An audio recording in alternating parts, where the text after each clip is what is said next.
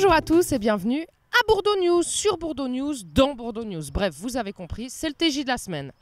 Tout de suite, on va partir au Mexique. Un téléspectateur nous a rapporté des images incroyables des pyramides de Chichén Itzá. On retrouve ces petites images tout de suite et merci aux téléspectateurs mystères. La cité sacrée des Itzé, Chichén Itzá en maya, se trouve à 120 km à l'est de Mérida, capitale de l'État du Yucatan.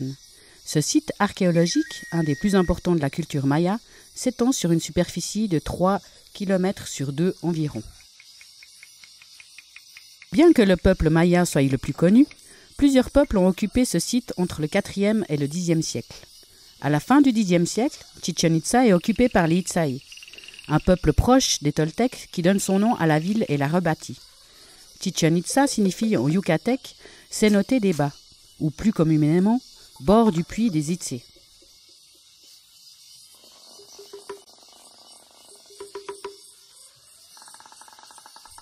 Groupe des 1000 colonnes. Cette imposante colonnade se trouve sur une grande place de 155 mètres sur 142 mètres, qui n'a pas encore été complètement explorée. Elle fait partie d'un énorme complexe qui comprend le temple des guerriers, le marché, les colonnades nord et ouest et le bain de vapeur. Sous l'espace quadrangulaire se trouve un grand nombre de constructions qui restent encore à découvrir. Temple des guerriers. Cette superbe construction de la période maya toltèque fait partie du groupe des 1000 colonnes. Elle est située derrière la colonnade ouest, au-dessus d'un temple plus vieux dit temple de Chacmol. Elle fut érigée sur un soubassement quadrangulaire de 40 mètres de côté et haut de 13 mètres. La plateforme est composée par divers massifs superposés aux murs obliques portant un haut relief des déesses, des guerriers et des aigles, des tigres dévorant des corps humains. Un chacmol est une colonnade se trouvant face à la place. Le centre de la plateforme est orné d'un large escalier à rampes sculptées de serpents emplumés dont la tête est en haut des marches. Les rampes terminent avec de part et d'autre un porte-étendard au-dessus de chaque tête de serpent.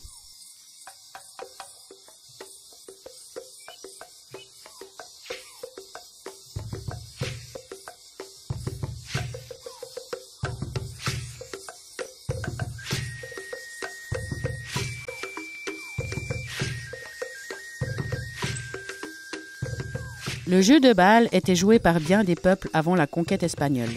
Il est mentionné dans le livre sacré des Mayas, le Popol Vuh. Le nombre de joueurs variait selon la région. On utilisait une balle de caoutchouc très dure que l'on pouvait frapper qu'avec le coude, le genou ou la hanche. Le but du jeu étant de passer la balle dans l'anneau. Le capitaine de l'équipe gagnante avait le privilège d'offrir sa vie aux dieux pour l'humanité.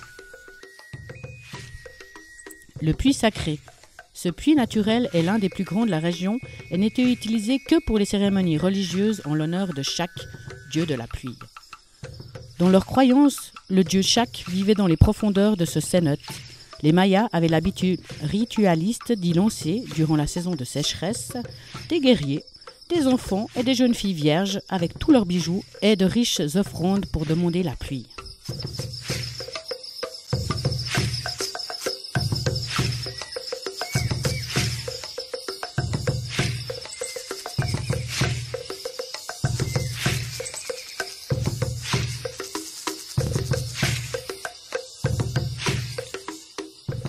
Tzopontli signifie mur des crânes en aztèque. C'est le nom d'un monument très courant dans les cultures des hauts plateaux du centre. À Tenochtitlan, la capitale des Aztèques, on y conservait les crânes des victimes sacrifiées en l'honneur des dieux. Le Tzopontli de Chichén Itzá représente des crânes placés sur des perches et des aigles qui dévorent des cœurs humains ou des serpents emplumés. Le Tzopontli fut construit à Chichén Itzá durant la période toltèque, alors que les sacrifices humains jouaient un rôle essentiel dans la religion.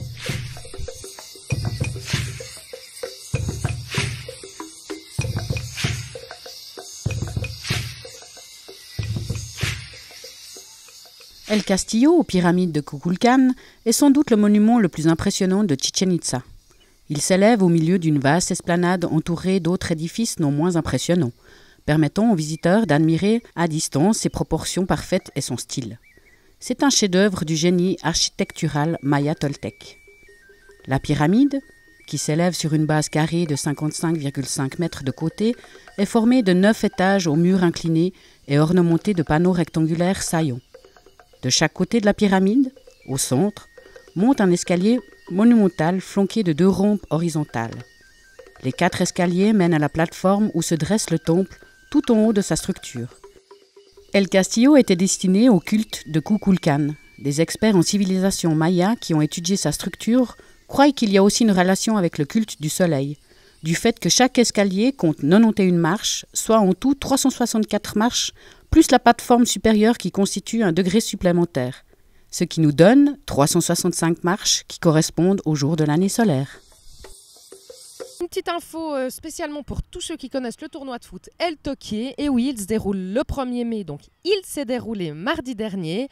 Vous savez qu'il y a plein d'équipes de la Bordeaux qui étaient engagées dans ce tournoi où plein de centres, plein de jeunes de la ville de Lausanne y participent. Alors malheureusement, il n'y a pas de la place pour tout le monde sur les podiums.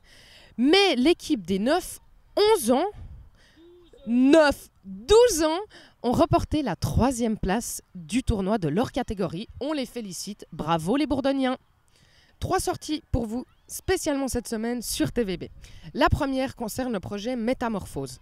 Vous vous en souvenez, février dernier, la ville de Lausanne vous a convié à une séance d'information. À quel sujet? Eh bien, on a connu les lauréats du concours d'architecture pour savoir ce qui va être construit. On est au courant d'un stade, d'un boulodrome et j'en passe. Il y aura aussi des grandes tours. Bref, ceux qui y étaient voient tout à fait de quoi je parle. Les autres, vous allez le découvrir cette semaine. Donc la séance d'information va être diffusée toute la semaine sur TVB. Comme ça, il y a beaucoup de questions auxquelles vous aurez des réponses. Et pour les autres, il faudra attendre un peu que tout le quartier à l'est de la Bordeaux évolue. 2e sortie, Rap Master, l'émission phare de TVB, rap suisse romand. On a reçu Vermino, un rappeur lausannois. Alors là, vous trouvez aussi ça cette semaine, Rap Master Vermino. Et pour finir, Carrefour, épisode 34. Un sujet dont on parle bien souvent, mais ça n'empêche pas que les gens n'y résistent pas. À quoi? À la cigarette. Donc le thème, le tabac et les dangers pour la santé. Voilà, c'est la fin du TJ. Et oui, on y arrive. Hein. Le soleil est là, nous on est toujours contents de vous retrouver. N'hésitez pas à passer au studio pour quelles que soient quelles informations, bref pour tout, nous là on essaye de vous répondre. Toujours dans la bonne humeur, dans la joie et la chaleur. Adios.